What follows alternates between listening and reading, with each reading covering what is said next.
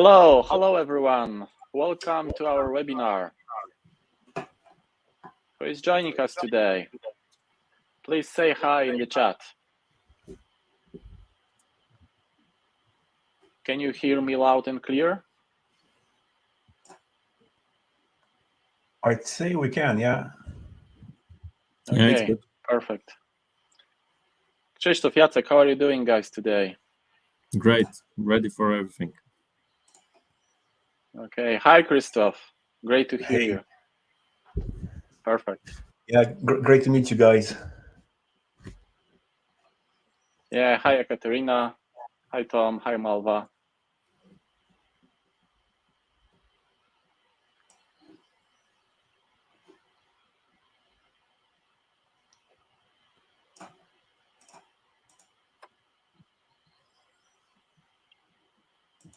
Okay, a lot of DORA discussions these days, yeah. So really hot topic for everyone from the finance, banking, insurance company.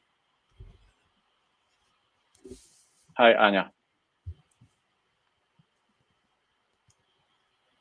Yeah, we are also super excited that you joined to our webinar. So I think that we can wait 30 seconds and we will kick off.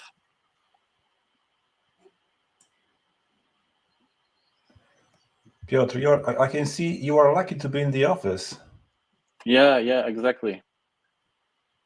So Nice. I went by bike today because really warm weather and yeah, sunny in Poznan. So yeah. Okay. Okay, so I believe we can start.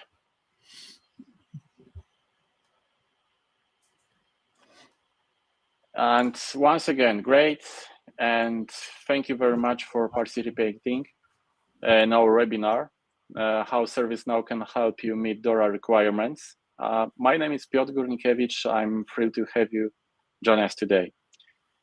As the digital landscape continues to evolve, the Digital Operation Resilience Act has become a crucial directive for ensuring the stability and security of financial services across the UE.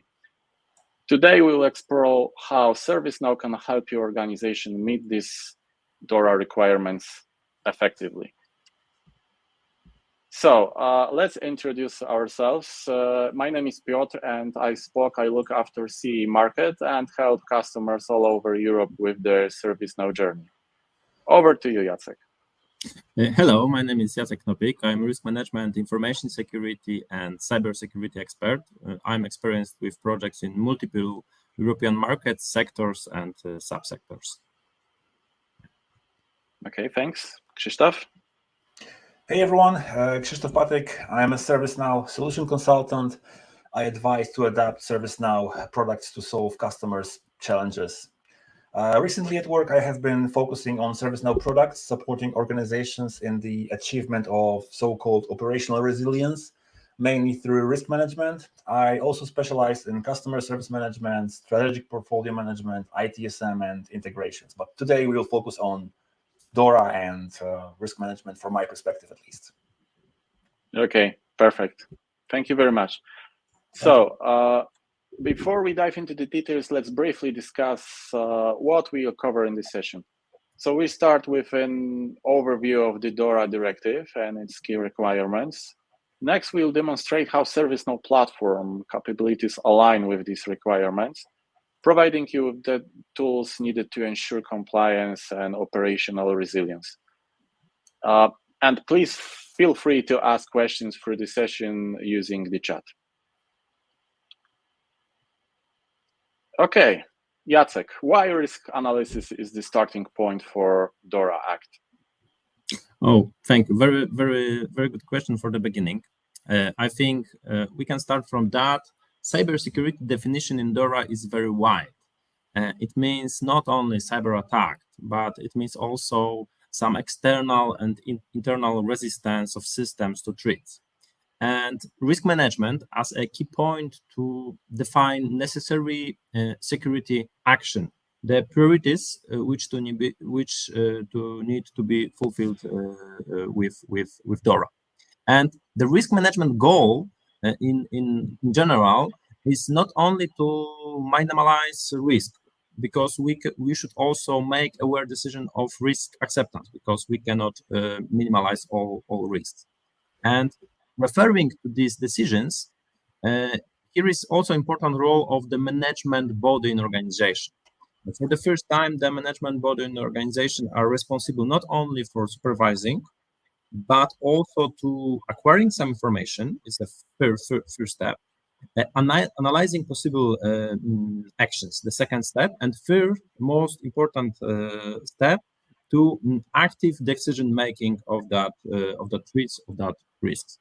And DORA defines ICT risk management framework as a set of policies and procedures, not only small process of assessing simple risk.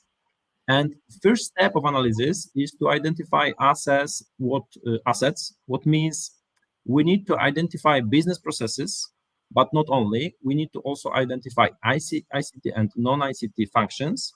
And at the end, we need to identify ICT services or and systems. Yeah, in fact, this is crucial. So how to ensure enforcement of the risk management process?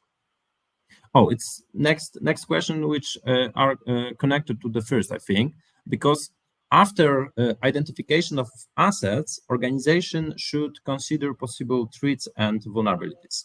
And for that, we need to remember cybersecurity and related with it information security, as I said before, focus on main areas. And that areas are not only ICT security. ICT security are still important from a perspective of technical controls, but we have also different areas. For example, physical security of information and the ICT infrastructure. People security, for example, in my opinion, it is most usually the most of the undeveloped area of risk management. The skills, the mistakes of people are reason of many incidents. Organizational security, which we can say is most important from DORA perspective. DORA Act defines extensive requirements in that in this area. What is more important during assessment? We need to consider risk and associated controls, including their effectiveness. And in my opinion, a worse situation is the lack of awareness of the effectiveness of a specific security measure, then lack of controls. Because when we are aware of some gaps, we can manage that gaps better. And finally, crucial thing is develop risk management cycle as a frequent process. Not only one time reaction as usual. Two significant elements are automation of the risk management process, and what is more, implementing it in business and security decision processes in the organization, the natural business and security decisions, which are already made even before the risk management process, and it names like risk-based approach. Yeah, thank you very much for highlighting this process. So what do you think the focus of third-party risk management in DORA approach? Yes, third-party risk management is something new for some organization, or new in that shape, because the process is not only classical probability and impact risk assessment. Its defined framework includes, among others, contractual provisions as a key element of DORA. What is more one of specific risk which need to be considered, for example, is concentration risk, what means dependency on third-party providers in many ways. We also must remember that risk analysis in relation to providers should be a dynamic process that takes into account not only formal aspects related to the contract, but also related to the practical aspects of cooperation. At the end of the day, regardless of formal requirements of DORA, strives to define key third-party services and providers, formally identify requirements, confirm gaps, and identify potential risk associated with them. And I would like to show DORA problem in some use case because it's an element of that requirement. Okay, that's all. Okay, sure. So maybe we'll also touch how to build the digital resilience strategy and how to test it. And answering your question, I think it's not by accident that when we talk about DORA, we start from the risk, because risk-based approach gives us a chance to identify possible areas which need to be tested more frequent. And what is more, risk management and operational resilience testing needs have two-way information exchange. It's natural for that two processes to work proper. And moving on to discussion strategy, we need to remember that strategy in that case is a very broad term. It's not a simple document, but it's complex and multi-facet activities of the organization aimed at confirming that the potential risks are adequately secured. It is worth noting that the tests include not only most frequently indicated TLPT tests, for example, but also other forms such as, for example, physical security tests or scenario-based game tests, which are more advanced and which are less technical in that way. But to maintain strategy, we needed first to get ready to implementation. I'd like to show some case study in this regard, if I can. So the example is about a group of companies, including insurance company, insurtech company, which are also obligated entity and ICT third-party provider for the clients. After taking some legal actions to identify the scope of activities subject to DORA, they needed to start preparation for implementation. First step was to identify main responsibilities inside the organization. And in that case, it wasn't only IT area, but also, for example, product owners of key services. Basing on that, they initiate the project and commission an internal audit, including also some external partner to support. At this stage, it was also important to be in contact with issued periodically guidelines of the local regulator. In that case, it was Polish Financial Supervision Authority. After audit, they have had gap analysis, and they created some DORA implementation roadmap. We work with clients in that way, and on that roadmap, they describes risks, priorities, and some initial schedule for the implementation of DORA. Okay, thank you, Jacek. It's always great to hear and see about the real example, real case study.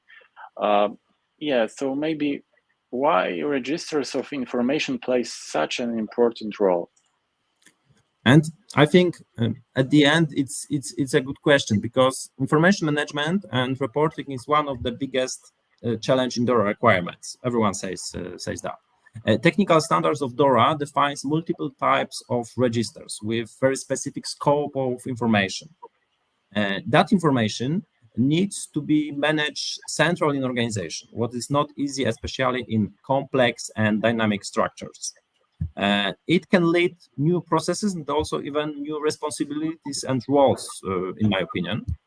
And what is most important in the end, this information must be updated and ongoing basis and made available to regulators in appropriate form, which is the essence of this problem for me today about the DORA. Okay. Thank you very much. That was really insightful and DORA Directive in a nutshell. So now I think we can move to the second part of our today's session. Krzysztof will tell us more about DORA requirements in the ServiceNow perspective. Over to you. Yeah, so excited because it does seem that it is complex when you look at the DORA requirements, all those sections. But just maybe just a short introduction how a technology can help. So for those who are not familiar with the platform yet, ServiceNow comes as one platform, right? So with a reusable data model. It is based on a secure, as you can see, task-based technology framework with artificial intelligence and machine learning built in. The platform enables data to flow seamlessly across all applications, departments, and to automate and modernize basically the way you work. The platform also enables any company to digitize processes across the organization with pre-built, customizable workflow solutions across all functions. So I know it's a little bit technical, but that's where the technology comes in to help encompass all the requirements and introduce them into your organization. That's the ServiceNow platform in a nutshell, I would say. So okay, perfect. Okay, so maybe let's have a look at high-level DORA requirements and how ServiceNow support them. Yeah, speaking of DORA, all those 5 pillars. So we can group them into 5 pillars, right? We know all that. So all the articles are grouped into pillars, but we start with, when we look at the requirements, right? We look at how ServiceNow covers them. So starting with ICT risk management, where we start with IT risk management, as Jacek mentioned, we underpin business continuity strategies and so on and so forth. Then moving on to ICT incident reporting, where all the incidents and security incidents play a crucial role. ServiceNow supports all that. Next, moving on to digital operational resilience testing, right? So here ServiceNow supports obligatory testing across the financial, security, and services industry, basically. But DORA also requires organizations to safeguard operations from supply chain attacks. Jacek also mentioned that, and any third-party breaches. So that's where the third-party management product comes into play. And finally, information and intelligence sharing is where ServiceNow basically supports with reporting capabilities. So that's the full landscape. Yeah, okay. It seems that ServiceNow has a really comprehensive strategy for addressing DORA. I participate in Knowledge in May, and one of the presentation was really impressed. I was really impressed by this presentation because what you just described, a lot of products, a lot of modules ready to be used. So maybe what are the best practices for initiating DORA project? Yeah, seeing that is the seeing the output is the nice feature, the nice kind of how to say it, reward. But when we implement DORA requirements into our organization, it's not only to comply with the regulation, but above all, to strengthen our operational resilience. We know that. So implementing an operational resilience program is a journey, as you can see, that needs to be well thought out, and it's important to take a planned approach to ensure that success. You don't just take or buy technology and start implementing. So you want to start with the foundations, right? The first point, foundations. So you plan the work ahead of you, understanding the pillars that are important to your organization. Before you implement anything, you define things like, what exactly do you need to manage? What are the critical important assets, as Jacek mentioned, right? What is the outcome that is expected by our organization, right? Or authority? What KPIs will you measure for that success? You also decide on the operating model and the departments that needs to be involved, and how will all these departments collaborate? Because collaborations is another vital point here between departments. We break down silos, right? What else? You identify technologies in place, also been mentioned, right? Identify technologies that are not working. And all this is done through a gap assessment. Jacek also mentioned that. So you can do it with us, the gap assessment, just to start working with. So after this, you plan the work before and you begin your journey. You start to understand how you are going to operate. The next step, then you move on to identifying and mapping critical business services, right? So the criticality of those services to your customer and the impact any interruption may have. Operational resilience is based on the business services, reducing the impact of any issue involving your business services on your customer or the market. Anticipate any impact or over your issue may have, and reduce basically the time between your outage or the day when you are impacted and the time or day that the customer will feel that severity, that pain.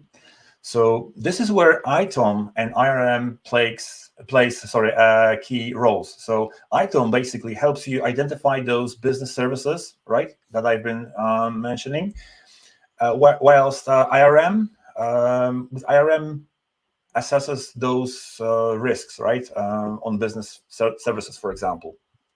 One thing worth emphasizing is that ServiceNow does it all in real time. So it's a real-time, basically, activities. So, for example, if you hook up a new device or application to a system that supports a critical business service, let's say, ServiceNow will alert the necessary parties that are that might affect your customer, and that can be anticipated before an event, right? So basically, after this stage, you mainly understand everything you have. So you understand everything you are running, right? That's the end of stage 2. So moving on, we also need to think about integrations, right? So the architecture of systems in any organization is usually complex. It's not one system or two platforms. There are dozens, right? So integrations is a critical component. The communication between the platform and the systems that you have internally is really key for success. As an example, I can say running risk management within ServiceNow, right? So you might have a vendor resilience in this scenario. It is critical to have full visibility across these technologies to prevent something happening. With ServiceNow, you are not waiting for the person, let's say, to start running system X, right, to come and say, hey, we have a problem. The moment the security team identified an issue, there needs to be an understanding how this will impact critical business services. A lot of automation is involved, right? So we need to understand immediately how an issue with a critical system or an issue with a third-party vendor is communicated between the platform, right? So basically at this point, bearing in mind those third-party risks, you already know what your business services are. You already know what's relevant or important and how they are important to your customer. You already have all that information across the organization because you are connecting with all the systems. And basically, because you have all those items mapped, right? You already know this information affects those critical services. So now at this stage, you can start monitoring. So you start basically identifying indicators like key risk indicators, key performance indicators, and controls, which are held internally. You can define all that and assign thresholds that need to be achieved to be resilient. Then if an issue arises, for example, some vulnerability comes up, the system will turn that control into not implemented, and then action can be taken before any threshold is reached. So at this stage, after this stage, you know that you have the visibility and a system that drives the action and the workflow to execute it, basically. So having the platform, it's like a vehicle, right, to communicate and provide executive summary. Everything that is being done is visible to key stakeholders in real time, right? So that's very useful and feature that I would like to more highlight, right? So Also, with the increasing number of regulations like DORA, NIS2, we had like we spoke about it like weeks ago. Executives are now responsible to be informed and aware, but with ServiceNow, you are well prepared for that journey. Yeah, indeed. Yeah, indeed, it looks like well-structured operational resilience journey. I also see a lot of efforts with integrations. You can see this logo, SAP, Oracle, so Microsoft, so all these vendors responsible for ERP software. So it's different data models, yeah? What is the best approach here to handle all this complexity? Yeah, it does seem complex because that's the way things are, right? So basically, you need to rely on the quality of information on your critical configuration items and their relationships. Here's where the CMDB comes into play. Of course, CMDB is another journey. However, let me summarize why it is important. Basically, it connects all the required information and maintains the real-time visibility and enables all the automation I've been mentioning. So you don't need to start with a big bang, of course, and have all your items in the platform at the beginning. But it's a good way to start with one, maybe two use cases, focus on the required critical and important assets, and then grow as you go, adding and managing more items. So CMDB quality data is important, but once we have all that in place, we have a solid foundation to start any journey, the journey with DORA. Yes. Okay. Yeah. Okay. So yeah. So definitely this CMDB, the data is really good point. Yeah. Yeah, and very important. As I remember, Jacek mentioned risk management also as a starting point. How you can implement it in ServiceNow? Yeah, risk management is very crucial. Yeah, as Jacek mentioned. So it's like a vital point. So let me give you a high level, maybe a summary of how ServiceNow handles it with its risk management application. So basically, you start with deploying risk management framework, right? So where you define how you manage your risk in your organization. You also define important factors like risk scoring and tolerance, right? Then basically you identify the critical components you want to examine the risk on, like business processes, business service, or even like servers that are within your IT environment. Here, actually, you can see a critical process, I'd say, digital banking process with all the downstream risks for loss of data integrity on the screen. They are identified for each application supporting that process. So as you can see here, we rely on the data model here. So for example, where we have a SAP application as an entity on which we run risk assessments, but the same SAP application data object basically is used for assessing vulnerabilities.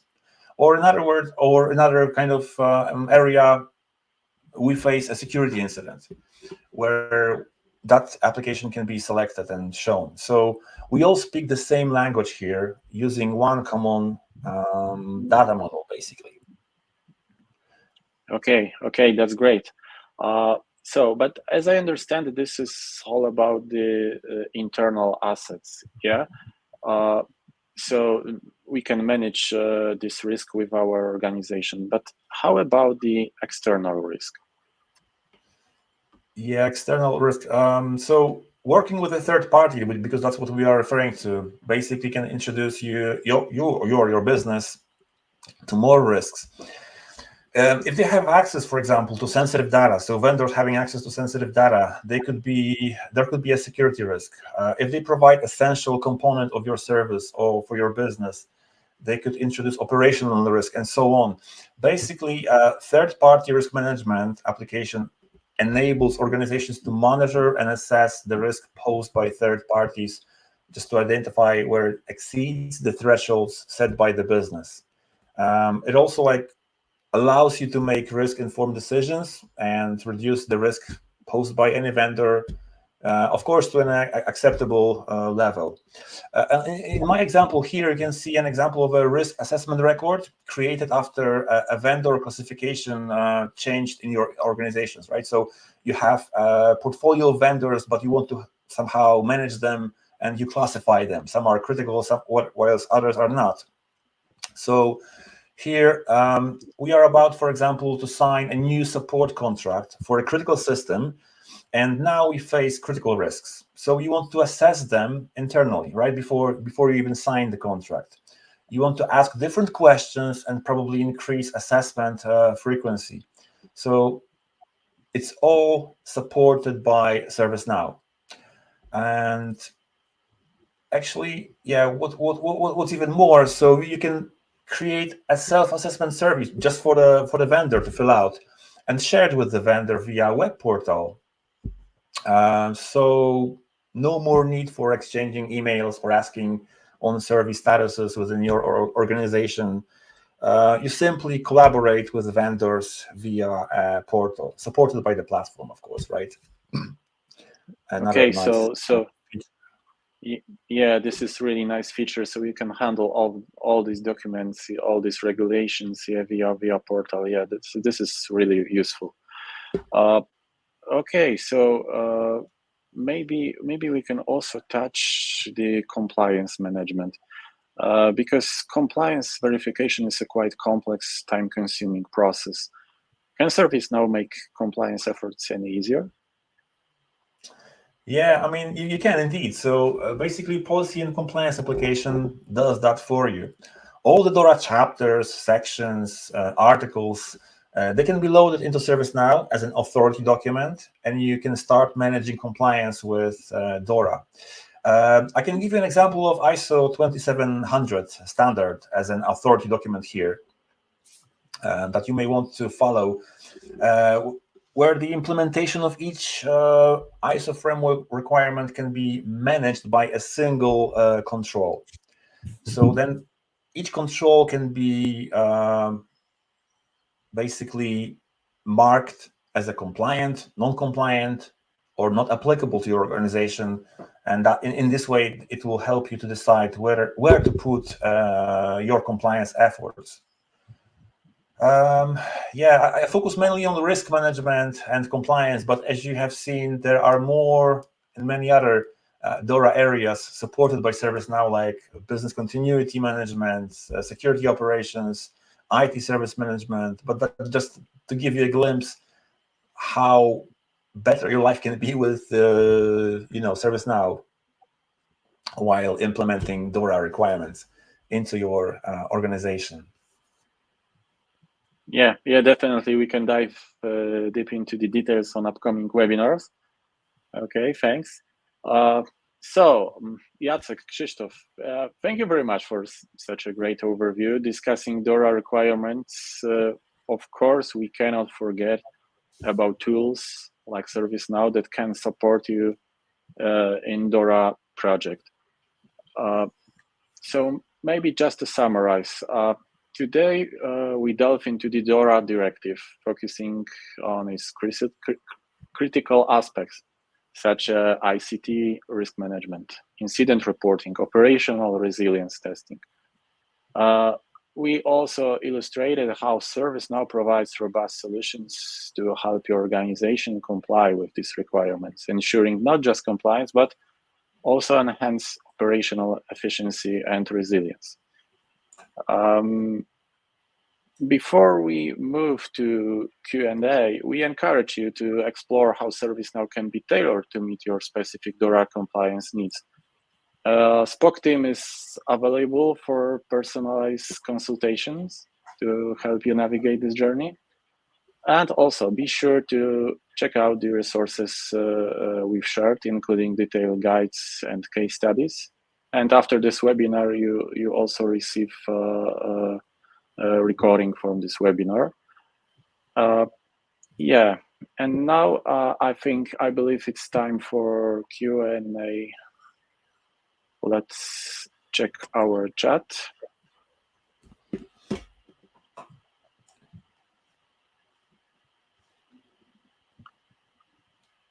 Yeah, so we have a question from Anna. Who should be specifically involved in the DORA implementation project? I identify that question as for me, and I think, as I said before, the main role, of course, is ICT, IT department, IT area in organizations, specify also IT security area, but it's not all. It's not all responsibilities, because we need to remember DORA address also information security and business continuity roles, which are usually not exactly in IT department, so that roles also need to be involved.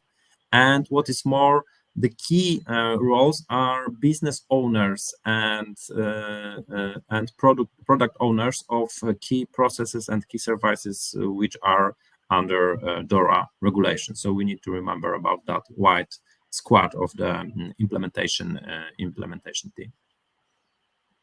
Okay, thank you, Jacek. So also we are waiting for next questions. Please feel free to ask questions. Any questions, please?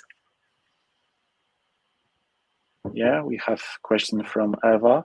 What is a high-level timeline for the implementation of risk management in ServiceNow?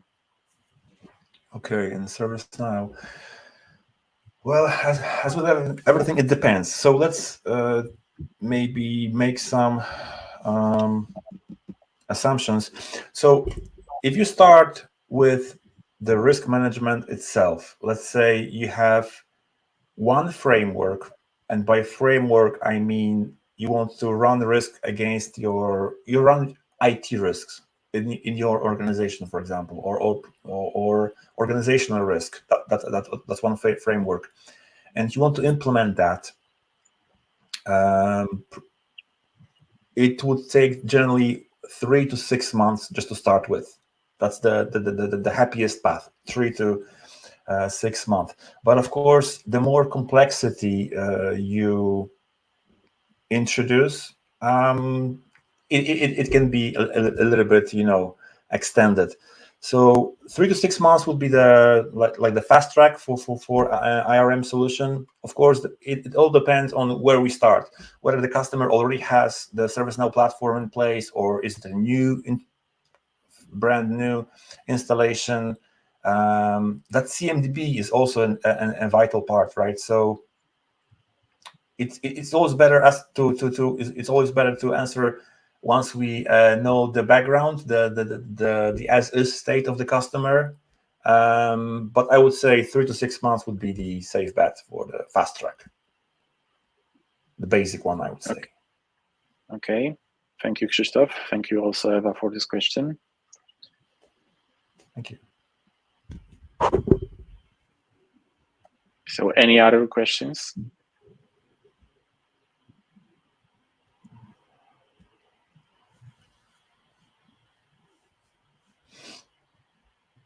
We have 6 minutes for the questions, so please do not hesitate to ask them.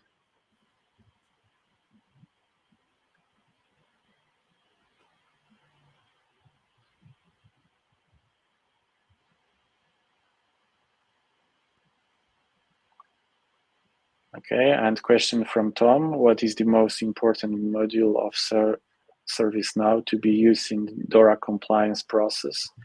Can company build a hybrid solution around ServiceNow for DORA?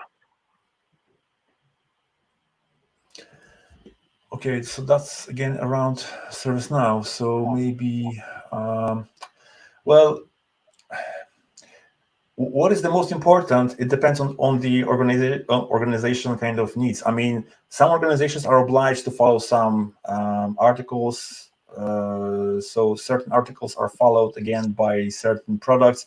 But I'd say risk management would be a way to go, as Jacek mentioned, as the process. So if we go for that, yeah, definitely supporting the risk management process.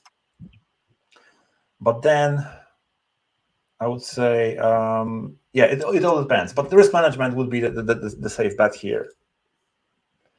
And okay. Next one, what is it? Can company build a hybrid solution around Definitely. I mean, ServiceNow platform is very open. I mean, I mentioned that earlier on, where I introduced one of the slides where integrations were mentioned. So we can, with ServiceNow platform, we can connect to any system of records.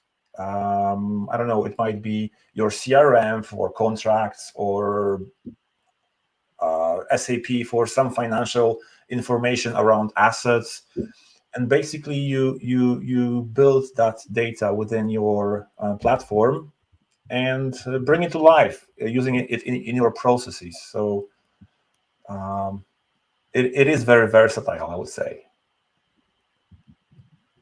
Yeah, and definitely this is something that we already mentioned, that you, Krzysztof, present. Yeah, so DORA requirements, these 5 pillars, meaning ICT risk management, ICT incident reporting, digital operation resilience testing, ICT third-party risk management, and information and intelligence sharing. These 5 pillars, definitely ServiceNow can support every of each the pillars. Yeah, so so yeah,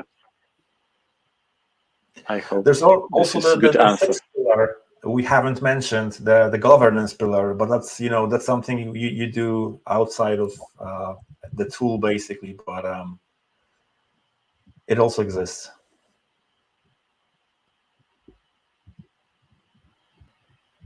Okay, so any other questions, guys?